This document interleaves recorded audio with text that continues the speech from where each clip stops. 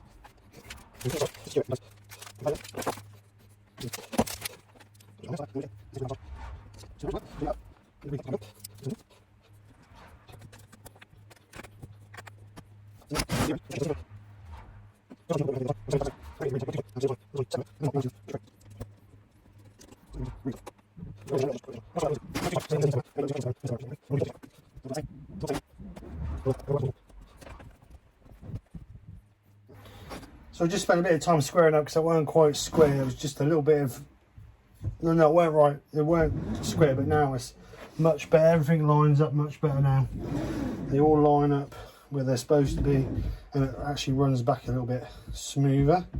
So we're going to move on to the next stage. So we've got that one, we've done the feet, we've done the legs, so we're on step 5 now. So we're going to mount the laser, and there's a eccentric nut underneath here to remove any slack in it. So we're just going to check it. There's no real slack in it. The only thing I have noticed is there's a bit of slack in this side one, so we're going to adjust that because the actual nuts on the wheels on the bottom here are actually free running. They're not actually catching anything. So we're going to get the spanner out that they supply.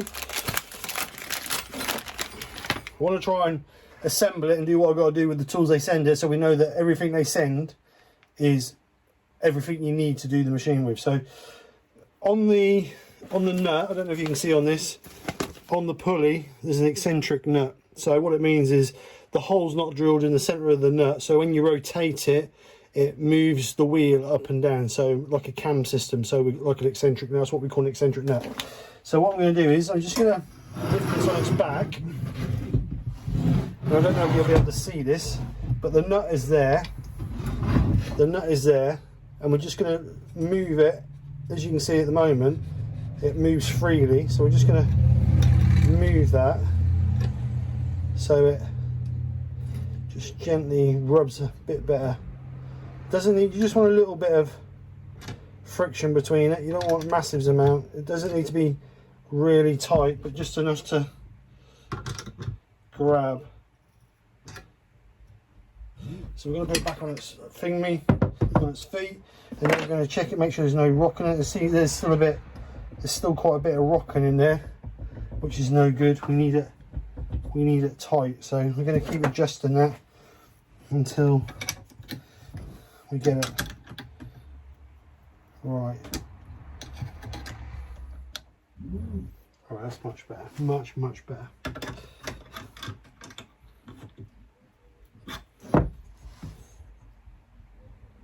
That's much better. You don't want it too tight so it's rubbing hard on it.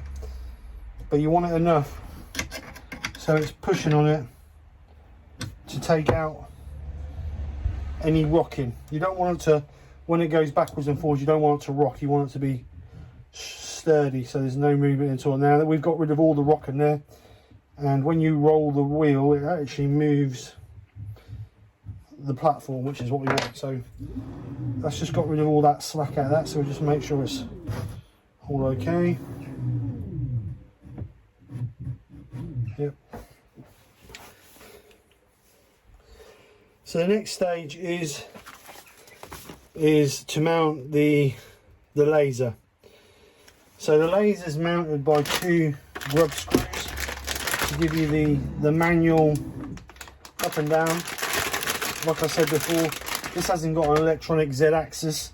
A couple of the reasons why I went for this laser is the size of the print area. Like I say, it's 410 by 400, but obviously we're going to reduce that a little bit because we're going to put limit switches on it, so we are going to be reducing that a little bit. I think we reduce it by about 10 or 15 millimeters, which is not here nor there. And the other thing was that this is a fixed focus laser, and it's apparently can cut through 15 millimeters because it's only a 0.6 of a beam, so it's a real accurate, precise beam. So the reviews on it were really good. Loads of people are shouting about it, so I thought I'd give it a go. But like I say, the disadvantage is you've only got a certain amount of travel on it that you can obviously the height it will print off. You mean the size of the piece you can put underneath it.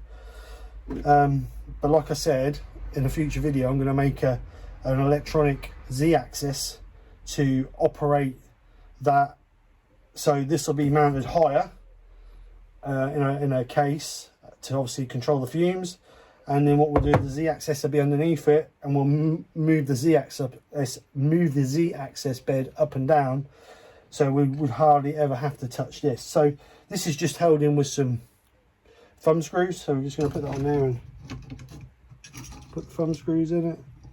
I mean, it's got quite a lot of travel on it, so you can put quite a decent sized bit underneath it, but you can only put enough under it that clears this bit here, the bit that the aluminium bit. So I mean, you're limited to what you can and can't, the size of the bit you can and can't put on it. So that's the laser on it. But really what we need to do is we need to, before we get carried away with wiring things, we really need to fit the air assist nozzle to the laser. So what we'll do is we will do that now before we get any wiring done, because you have to take the cowling off, this bit here, you have to take this off to fit the air assist nozzle. So let's get the air assist kit out. I did buy these all separate. You can buy them as a kit if you want to buy them as a kit. I bought them all separate because I got them from different manufacturers and it worked out slightly cheaper by buying them all separate. So all the bits you've got, and then you've got the pump. There's your pump, obviously for your, just to blow air across. Then what it does, it prevents the nozzle or the laser getting covered in dust and dirt, because what happens is smoke will come up and then eventually that'll put dirt all over the nozzle or over the laser beam. With this, that just keeps that clean and just keeps it out of the way. Typical Chinese thing, you get an adapter plug with it, which I'm not a great lover of, but it'll do for now. We might adapt that later on. Right, so what we need to do is we need to remove this piece here. So we'll get our Allen keys, get a set of Allen keys with the actual pump and some seals and other bits and bobs. So what we're going to do is we're going to remove this. Like I say, I have had a quick read of the instruction. Well, I've had a look online how to fit the kit. So we're going to remove that out of the way, put that in that box, and then we need to remove that shield what's in there. So we're just going to slacken that one off there, because what it does is it actually replaces that whole shield, the air assist. Now I personally think air assist is a must for a laser engraver, because like I say, it keeps that nozzle clean.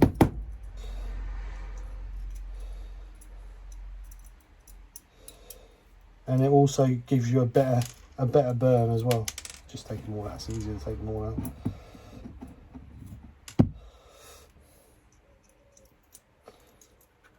So we don't want to damage our laser, so I'm just going to... It says in the instructions that should just fall out. Yeah, that just falls out all right. Just get a little hook tool and hook it out. So I'm just going to pull this out here. If I can get it out. Like that. So we don't need that bit now. So what we've got is this bit here replaces that.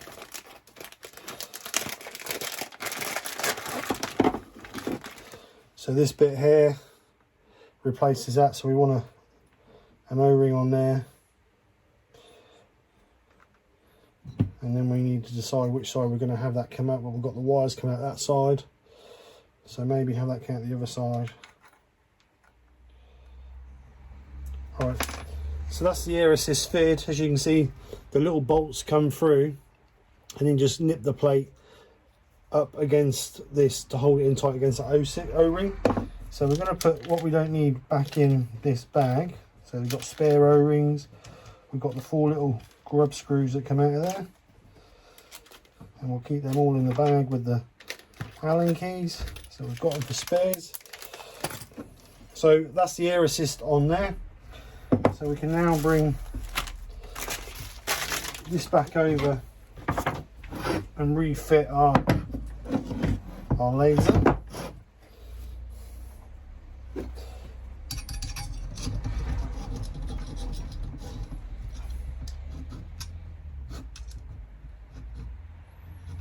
So they don't need to be tight, just need to be nipped up. Don't need to be really tight. There's no real stress in it, it's not going nowhere.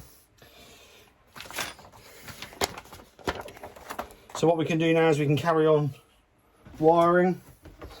I think what I'm going to do is I'm going to do the limit switches as well now, so that we can, when we do all the wiring, we're doing all the wiring together. So the limit switches basically comes 2 little limit switches. As you can see in the instructions, so 2 little limit switches.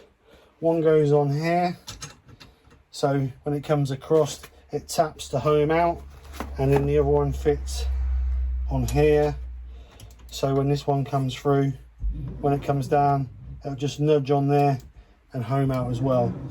Basically it's just so it doesn't crash up. If it didn't have the limit switches on it, if you didn't work out the size you was printing, it would come in and it would just bang against there and just keep trying to run. It could strip your belt, could burn your motor out, could damage the PLC. So you mean for the price these are, it's worth putting on. I think the kit for the limit switches was about £20, so it's worth putting them on in my eyes.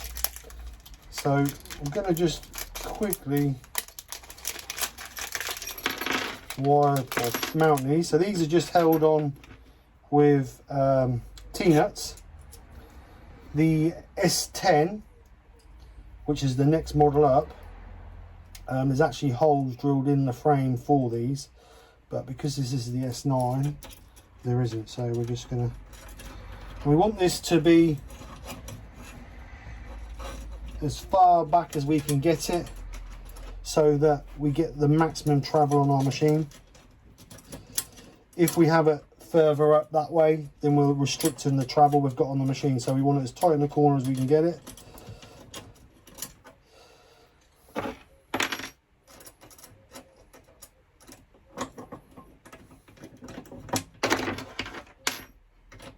Be out if it actually hit the frame.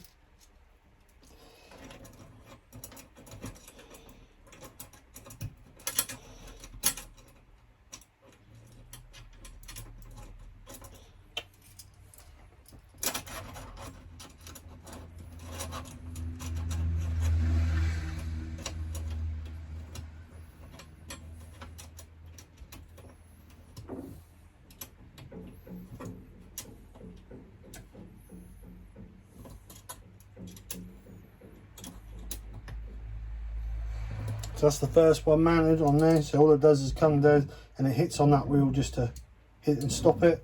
It doesn't come at any pressure, it just taps against it. Once it taps, it stops. So the second one we're going to put in is this one up here. So exactly the same.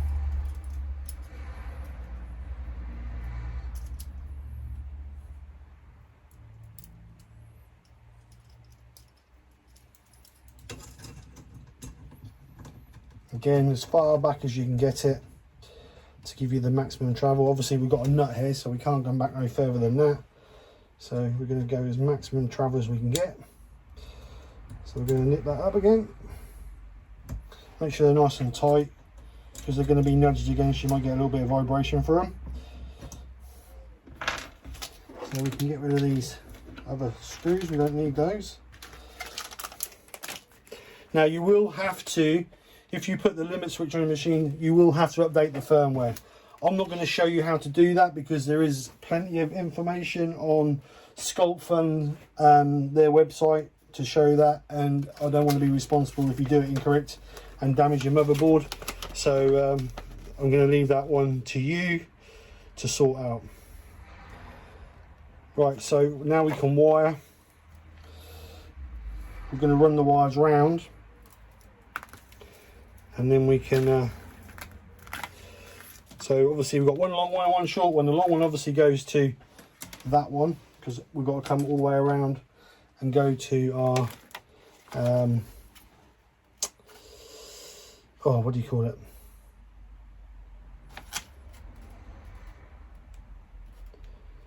Come to our motherboard, sorry.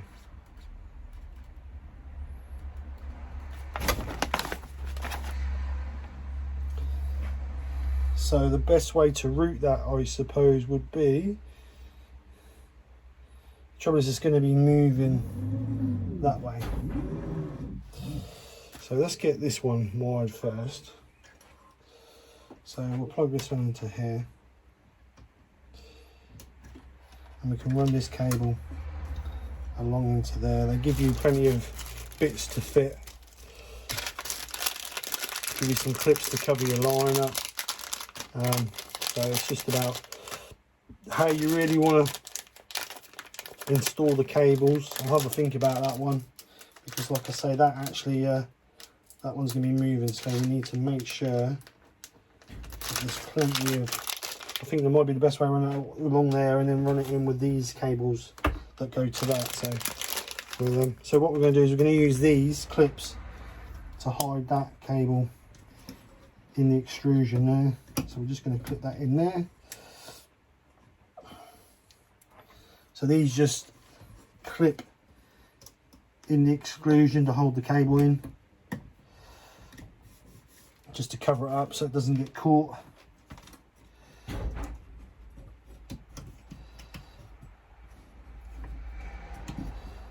So, and then we'll run that comes into there, so we'll run that around that corner into the control box. So that one's good. So put another one on there, I think.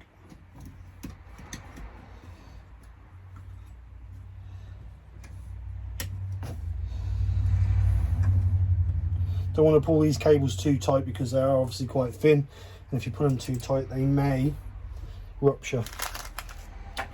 So this one, I think I'm going to run across this back, because they will then come along with the existing wires. I'm going to get, I may get, or I can't get a, you can buy a snake, so as it goes backwards and forwards it unwraps and wraps, but unfortunately you can't put one on there because that runs down the side here, so you can't do it. So I don't know, that's going to have to be one I look at, that is. So let's get some of these. How do these work? Right, so these stick, no, can't put them in there, can I? Because obviously that runs through there. So they got to be these ones again. So we're going to have to run that through there.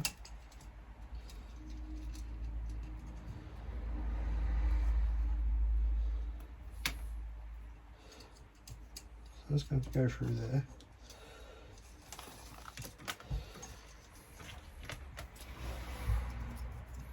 And we're going to have to put those ones in there to protect that. So we may have to swap them over.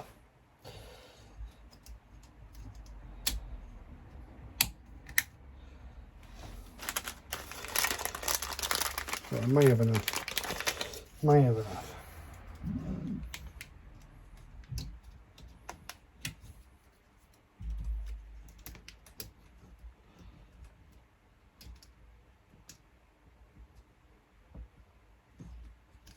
Never had this problem on my other CNC because it runs on linear bars, so it doesn't run on a system like this, so you could run the cables along any way you wanted to, really. Right, so let's plug this back in.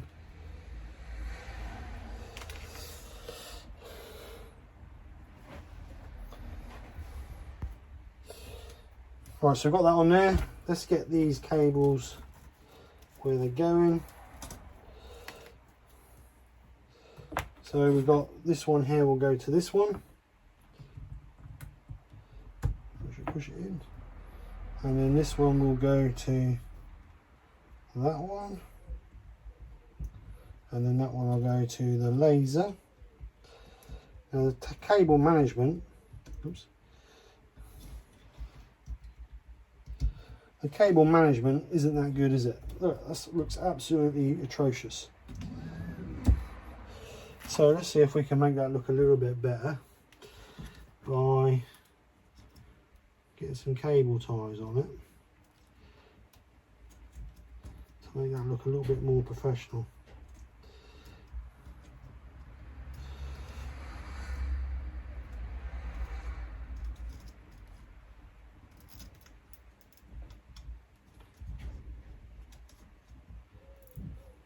So we'll cable tie that to there. At least that gets rid of that hanging over there.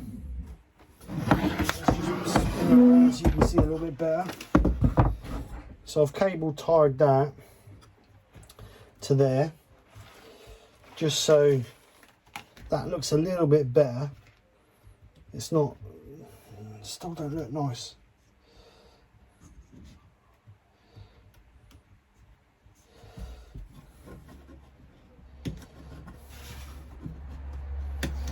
Take some of these out of here, I think, because this wire, if this gets caught, it's going to cut straight through that wire, and I don't want that.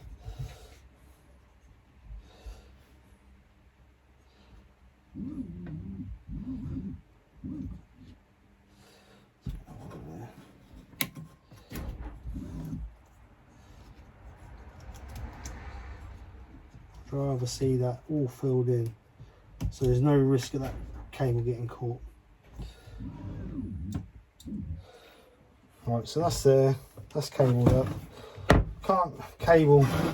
We can't cable tie any of this up because obviously that needs to be allowed to move, which is a bit of a bad design really, because that means that cable's dragging across the bed. So all we can do is cable tie this to this, so that's a bit more secure. Just gentle, don't need to make it really tight, just so it can't get trapped.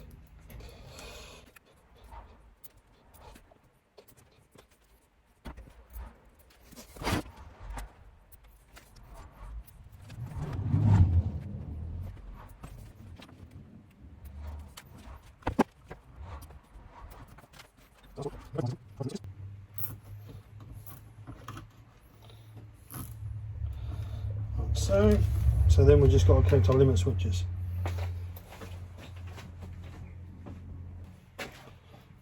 So what we're going to do now is just clean up all these cable ties.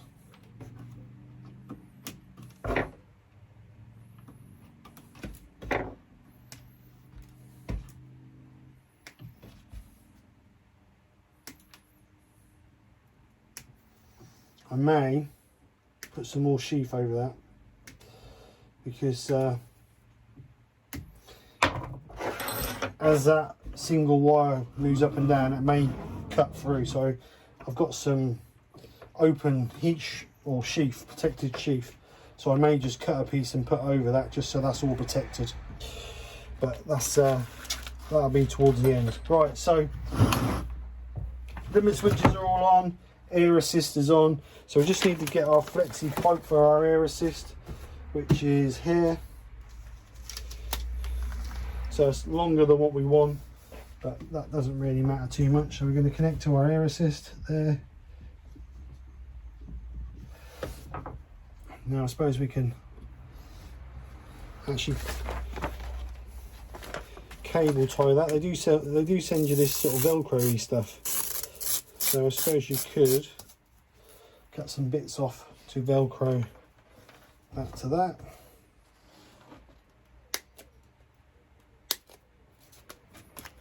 So this, just put a bit on there, if I've got it long enough. Just. So what I'm going to do is, well, I'm going to put a cable tie. So this is cable tied to there to make that a little bit more secure.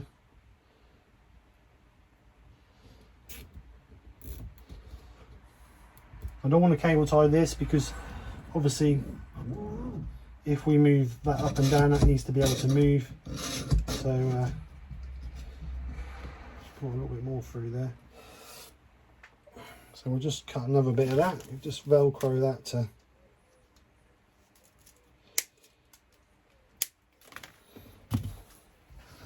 this wire. Might as well make it look pretty. Once it's all in the cabinet, because obviously I'm going to make a cabinet for it, once it's all inside a cabinet, it won't really matter too much. But again, we need it so the pipes and the wires ain't going to drag across when it's being used. If it does, it's going to cause issues, which is what we don't really want. So last one on here.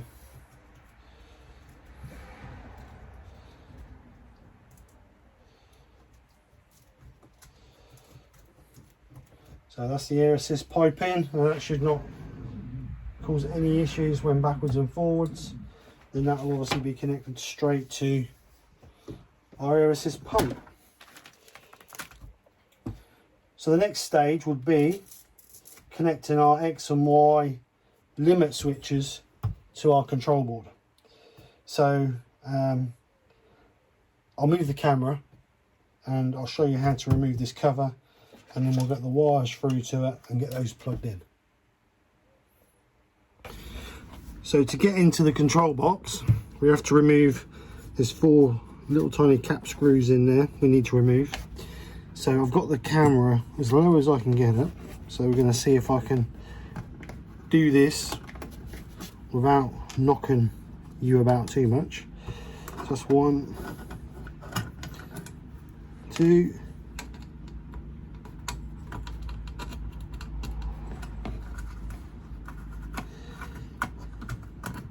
3, one more.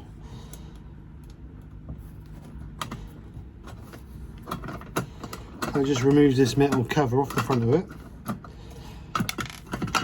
So 4. So I move the camera back round the front here, and then you'll be able to see when I remove the cover.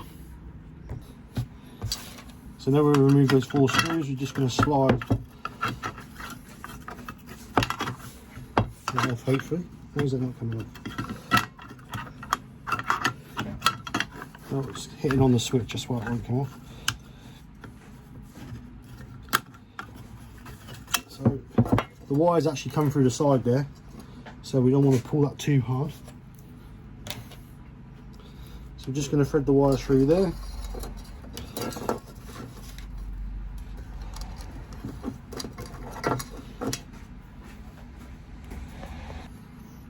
So what we need to do is find location for X and Y. So let's have a look on here. So Y and X.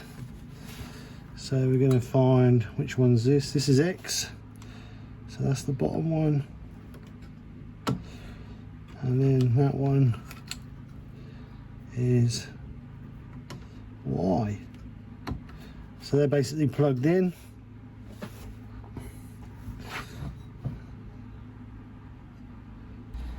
We can put this cover back on now. We don't need to do anything else in there for the time being. And so let's just get this cover back on, making sure our wires are all tucked up neatly. It's a bit of a pain to get that over that, oops, over that switch, but we can just about get it over. Make sure the wires are not sticking out anywhere. So we'll just put the 4 screws back into the back of it.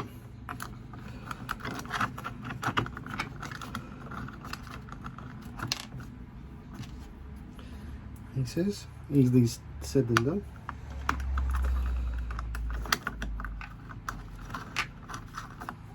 That's one.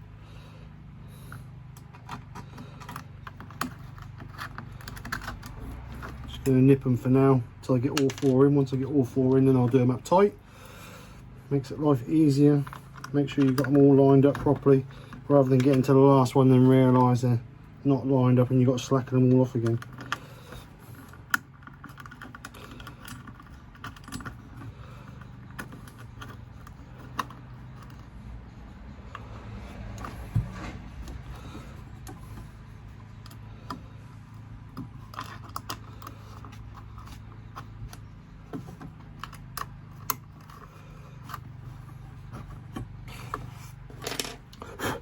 So that's all the limit switches all connected up, connected to the motherboard. So they should, we've got to set those now.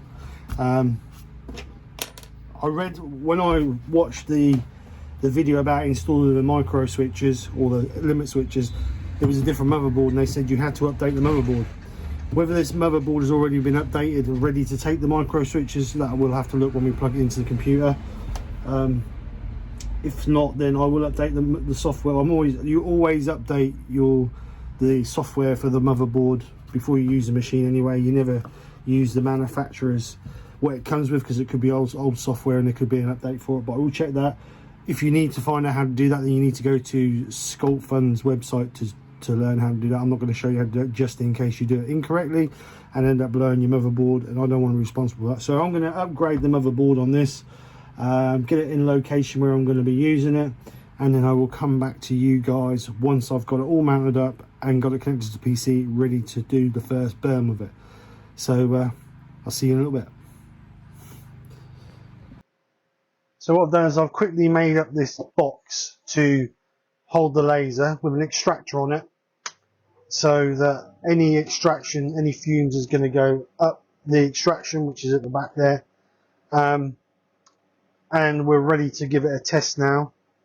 So I've redone all the software or firmware for the machine. As I said at the start, I'm not going to show you how to do that, because I don't want to be responsible if you do it wrong and damage the control board of the machine. So go over to Sculpfun, and that will show you everything you need to know how to do all that. So limit switches are working. So if we move this over to wherever it's got to go, and then go on light burn and do home, as you can see, it will come back and zero itself, and then reset itself, ready for our data point, which is in the bottom left hand corner. So we know that's where our start point is for our cutting. So machine's ready to go. So what I'm going to do is I'm going to move over to light burn.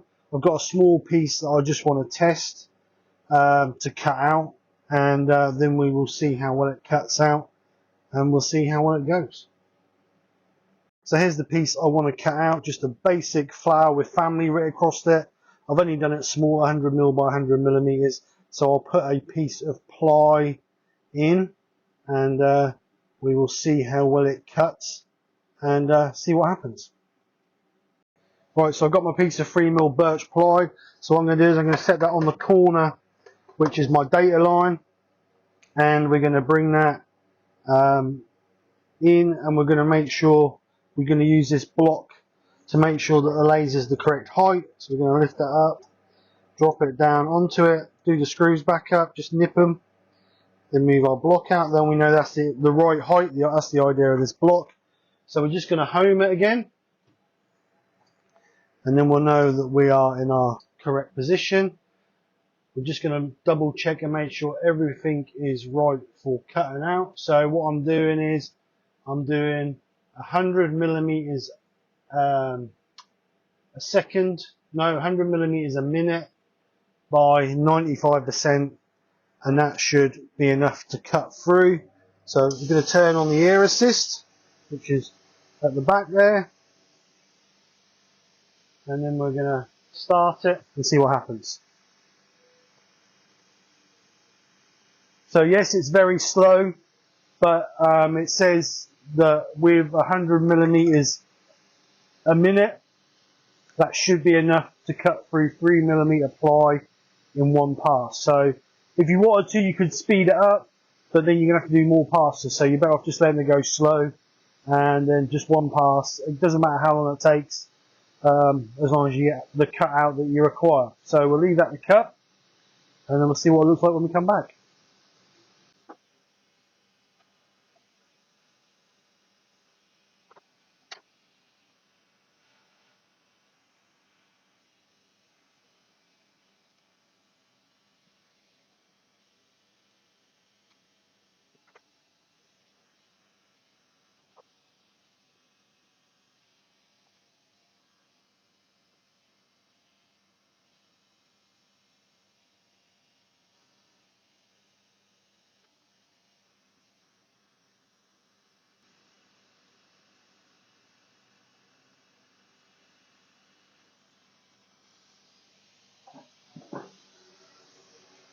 Right, so that's finished cutting. So we'll see if we can pop it out now. So there is a bit delicate, so we need to be gentle with it. But it's all the way through. It's cut all the way through. So we just need to ease it out because it's really delicate, because it's so small. Oh my god, that is delicate. I don't want to break it.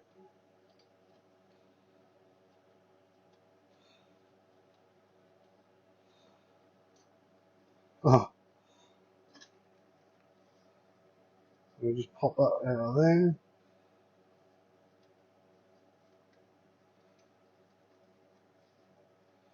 Such a tight line.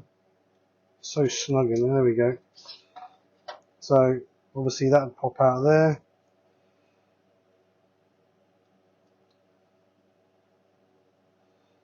No burning on the back. Just get some, push that out of there.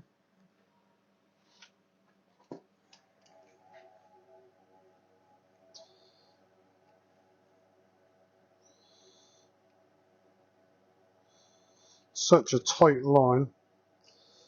The burn line is so narrow. It's being, there we go, we've got it. Right, so there you can see, nice fine line. So that is 100 millimeters a minute. So what I'm going to do is I'm going to do two more, one at 150, still 95%, and one at 200, and we'll see how they cut out. Obviously we've got a nice neat cut line, hardly any charring on the back. That's due to the honeycomb back. If it was sat straight on a piece of board, then you'd get charring on the back. Got a little tiny bit there, but hopefully if we can speed up a little bit, we can get rid of that. So let's just put this back in and see how we get on with 150 millimeters a minute and 200 millimeters a minute. So we're going to put that back on our data line. I've moved them across on the software, so we'll put the air assist back on and we'll do those and see how they come out. So the first one is going to be 150 millimeters a minute, and the second one will be 200 millimeters a minute at still 95%. If they cut through with both of them, then we can try speeding up a bit more. But it's all about trial and error and making sure we get the right speed with less burning and charring. We don't want it, so we've got to end up spending loads of time cleaning up. So if we can get it perfect straight out of the machine, that would be fantastic. So we'll see what happens.